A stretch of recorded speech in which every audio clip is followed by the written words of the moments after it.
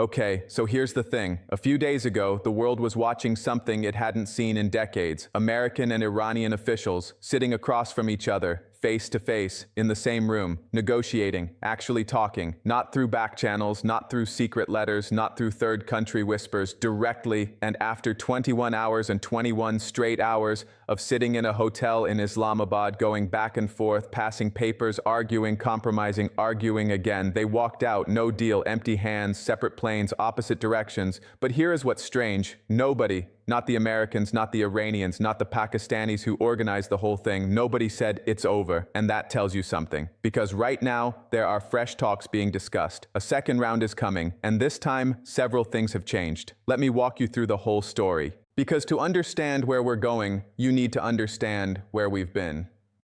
How did we even get here? Let's go back to February 28, 2026. That's the day this whole war started, the one they're now trying to end with negotiations.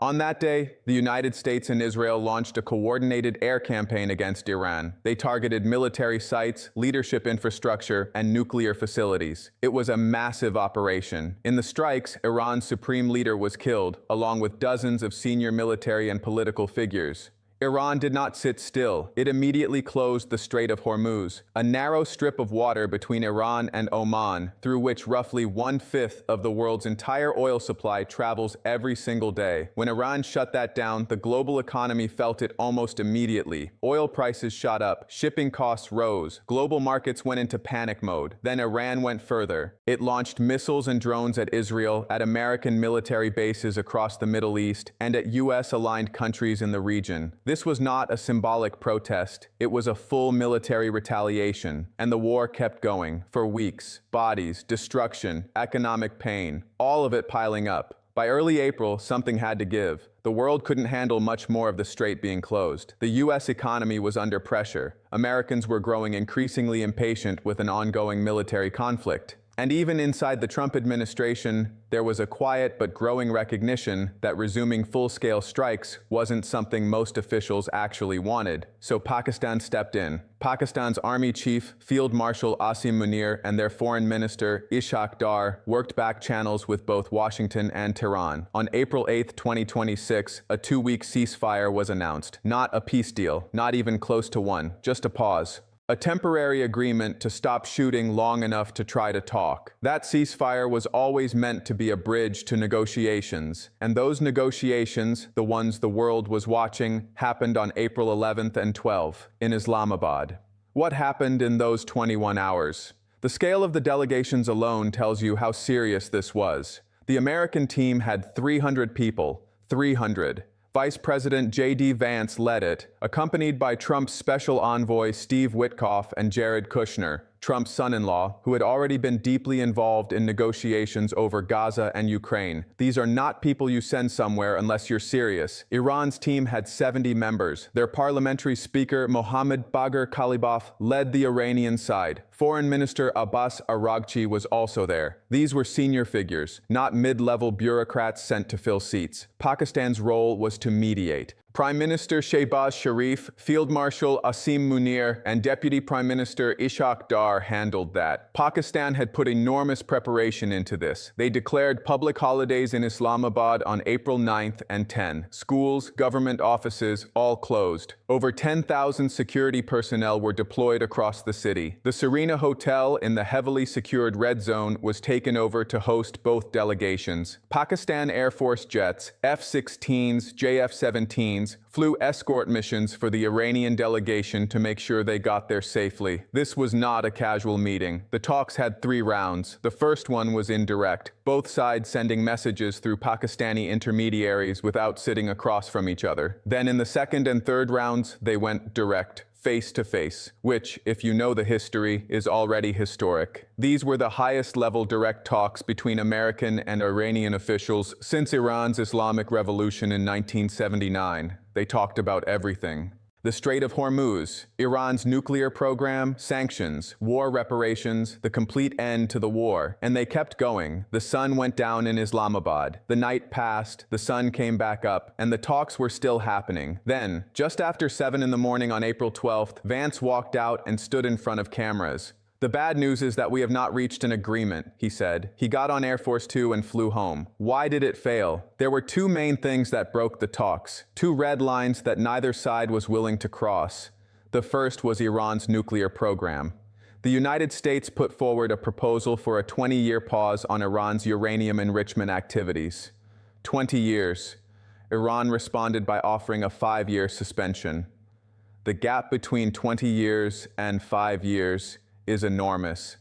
The U.S. rejected the Iranian counteroffer immediately. Vance made the core American demand crystal clear. Iran needed to make an affirmative commitment that it would not seek a nuclear weapon and would not seek the tools that would enable it to quickly build one. "That is the core goal of the President of the United States," Vance said. Iran's position was equally firm. Iran has always insisted that its nuclear program is purely civilian, but by this point the International Atomic Energy Agency had already reported that Iran's stockpile of enriched uranium was large enough to produce 9 nuclear warheads, and experts were saying that Iran was just a short technical step away from weapons-grade material. So the US was not willing to simply take Iran's word for it. The second major sticking point was the Strait of Hormuz. Iran had closed this waterway at the start of the war. The ceasefire was supposed to include an agreement to reopen it, but reopening the strait was not happening. Trump accused Iran of doing a very poor job of opening the key trade route.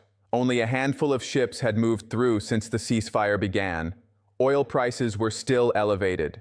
There were reports that Iran had actually lost track of some of the sea mines it had placed in the strait, meaning it couldn't fully open it even if it wanted to. But the US wasn't accepting that explanation. Iran's foreign minister Araghchi had his own version of what went wrong. He claimed on social media that the two sides were inches away from signing a memorandum of understanding when the US suddenly started moving the goalposts and adding new conditions. He accused Washington of maximalism. Iran's state media put it more bluntly. Excessive demands by America prevented any agreement. Vance, for his part, told Fox News after returning home, "They moved in our direction, but they didn't move far enough." He also noted something important. The Iranian negotiators in the room couldn't make final decisions themselves. They had to fly back to Tehran to get approval from the Iranian leadership for any deal. That's a structural problem. You can't finish a negotiation when the people at the table don't have full authority to close it. There was also a deeper cultural gap. CNN's correspondent, who watched events unfold in Islamabad all day and night, noted that the two delegations came with vastly different approaches. The American side, particularly Vance, was looking for a quick resolution, a deal to announce, something concrete, something to take home. Iran's approach is historically and culturally different. Iran negotiates over the long term. It moves slowly, it tests, it waits, it probes for weakness. These two styles collided over 21 hours and produced nothing. What happened right after? Once the talks collapsed, things moved quickly. Trump immediately declared a naval blockade. He announced that the U.S. Navy would prevent ships from entering or leaving Iranian ports through the Strait of Hormuz. American guided missile destroyers, the USS Frank E. Peterson and USS Michael Murphy, were sent in to conduct what the U.S. described as mine-clearing operations. Iran's IRGC called any entry of U.S. military vessels into the strait a ceasefire violation and threatened to respond. Trump wasn't done. Reports emerged that the administration was internally discussing limited military strikes on Iranian infrastructure, targets similar to what Trump had threatened before the ceasefire: power plants, bridges, key facilities. The White House didn't deny it. A spokesperson said Trump wisely keeps all additional options on the table. Trump himself was sending mixed signals, as he often does. He said he didn't care whether a deal was struck one day. The next day, he was saying Iran had called his administration that morning and they'd like to make a deal very badly. He said something could be happening over the next 2 days. Publicly, the posture was maximum pressure. Behind the scenes, the door was clearly still open, and Iran, despite its public defiance, was still engaged. Araghchi's comment about being inches away wasn't a door-closing statement. It was a negotiating message. It said, "We were close, we want people to know we were reasonable, and we're still in this." Why round 2 is still possible and coming. Here's what you need to understand about why this hasn't collapsed entirely. Nobody, on either side, actually wants the war to resume. Inside the Trump administration, there is genuine reluctance to restart full military operations. Administration officials have privately acknowledged that Americans are growing tired of this conflict. Many in the White House want a ceasefire to succeed and a deal to be announced. The blockade and the threat of strikes are tools of pressure, not genuine signals of willingness to go back to war. A U.S. official told CNN directly, "The blockade, like the U.S. decision to walk away from the talks in Pakistan, is part of the ongoing negotiations. It's a move in a very high-stakes game of pressure. Iran, on the other side, has sustained serious damage. Over 40 days of war before the ceasefire had left significant destruction, infrastructure damage, leadership losses, economic pressure. Iran's public posture is defiance. But inside, Iran is dealing with a weakened military, a damaged nuclear program, a blocked strait, and a population that by all available reporting is not enthusiastic about resuming the fighting either. And then there's the ceasefire clock. The 2-week truce expires on April 21st, 2026. That's days away from now. If no second round of talks happens and no new ceasefire is agreed and no deal is reached, then what? The clock running out creates enormous pressure on both sides to get back to the table. Pakistan has officially proposed hosting a second round of in-person talks, again in Islamabad. Pakistani officials have been working around the clock since the first talks collapsed, trying to get both sides to agree on a time and place. Reports say Pakistani authorities are calling this broader engagement the Islamabad process, signaling that they see this as an ongoing diplomatic track, not a single failed meeting. That framing matters. It means Pakistan is invested in keeping both sides talking. Turkey has also stepped in. Turkish diplomats have been in contact with both the US and Iran, trying to bridge the remaining gaps. Egypt has similarly been engaged. These are 3 significant regional powers all working the same problem simultaneously. And on the American side, CNN has confirmed that Vice President Vance, the same man who walked away from Islamabad on April 12th, is expected to lead the second round of negotiations if a meeting is arranged. Witkoff and Kushner are expected to return as well. That's not what you do if you've given up. That's what you do when you believe a deal is still achievable. Trump said himself, "There really is, I think, a grand deal to be had here." That phrase, grand deal, is important. It suggests Trump is thinking beyond just ending this war. He may be thinking about a comprehensive agreement that addresses Iran's nuclear program, sanctions, regional security, and the Strait all at once. That would be a legacy-defining agreement. And Trump, whatever else you think of him, has always been drawn to that kind of big, historic moment. What's actually different this time? So why would round 2 succeed where round 1 failed? Or at least, what's changed that makes it different? Several things. First, both sides now know exactly where the gaps are. The 21 hours in Islamabad weren't wasted. They were, in effect, a detailed mapping exercise. Both delegations now understand precisely what the other side's red lines are, where there's flexibility and where there isn't. That kind of clarity is actually valuable. Negotiators often spend the first round just figuring out what the real issues are. That work is done. Round 2 can go straight to the substance. Second, the U.S. has increased its pressure significantly. The naval blockade is now a reality, not a threat. Iran's economy, already strained by the war, is now facing the prospect of its ports being physically blocked. That changes Iran's calculation. Iran has always believed that keeping the strait closed gave it leverage over the U.S. and the global economy, but the U.S. is now directly challenging that leverage with military assets in the water. Iran can either escalate, which risks resuming the war, or it can come back to the table with a better offer. Third, Iran's negotiators reportedly went back to Tehran to get clearer instructions. One of the core problems in Islamabad was that the Iranian team lacked the authority to finalize a deal without checking with leadership back home. That process is now presumably underway. Tehran has had time to review the U.S. offer, assess the naval blockade, and decide how much further they're willing to move. Fourth, mediators are now more coordinated and more experienced. In the first round, Pakistan was the primary broker. Now Turkey and Egypt have joined actively. 3 countries, all with their own relationships with both Washington and Tehran, are working to find language that bridges the 2 sides. More diplomatic horsepower means a better chance of finding a formula both sides can live with. Fifth, the deadline is real. April 24 is not a flexible date in the way the ceasefire had initially appeared. If talks are going to happen before the truce expires, They need to happen in the next few days.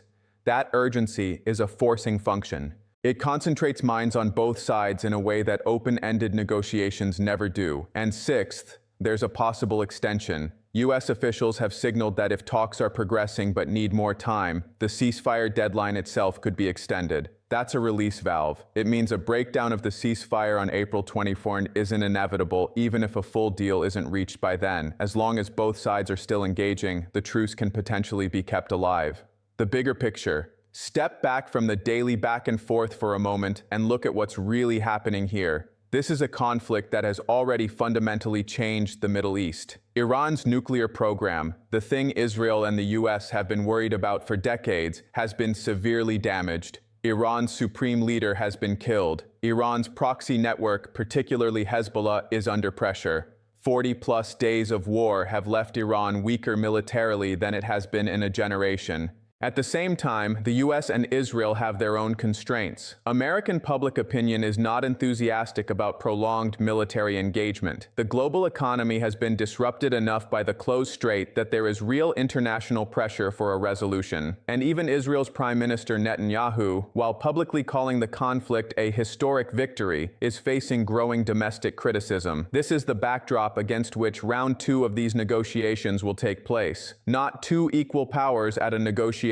table, but two exhausted parties, one more battered than the other, trying to find a way to stop fighting without either side looking like it has surrendered. Vance actually named it clearly, even in defeat. There really is, I think, a grand deal to be had here, he said on Fox News. That phrase stuck. It's what Vance believes. It may be what Trump believes. And it's certainly what Pakistan, Turkey, and Egypt are betting on as they work the phones trying to set up a second meeting. Whether that grand deal gets made before April 21st, or whether the ceasefire gets extended to give them more time, or whether it all falls apart and the fighting resumes, those are the 3 paths ahead. The mediators are working every hour to make sure the third path doesn't happen. What to watch for? In the coming days, a few specific things will tell you which direction this is heading. Watch whether Iran takes any concrete steps to reopen the Strait of Hormuz, not just promises, actual ships moving through. If Iran makes a visible gesture on the strait, it signals genuine willingness to negotiate. If the strait stays closed, the pressure escalates. Watch what Trump says about Iran on any given morning. His social media posts have been a real-time window into his mood and strategy throughout this conflict. When he's threatening to bomb Iran back to the Stone Age, that's one signal. When he's saying Iran called us and they'd like to make a deal very badly, that's a very different signal. Watch whether a confirmed date and location for round 2 gets announced. As of now, nothing is scheduled, but Pakistan, Turkey, and Egypt are all working toward that. If you see a confirmed meeting announced, even a short one, that's meaningful. And watch the ceasefire itself. Are both sides actually honoring it? Iran's IRGC has already called the U.S. naval operations in the strait a ceasefire violation. Israel has continued strikes in Lebanon. If either side uses a ceasefire violation as justification to resume full hostilities, the window closes fast. The bottom line.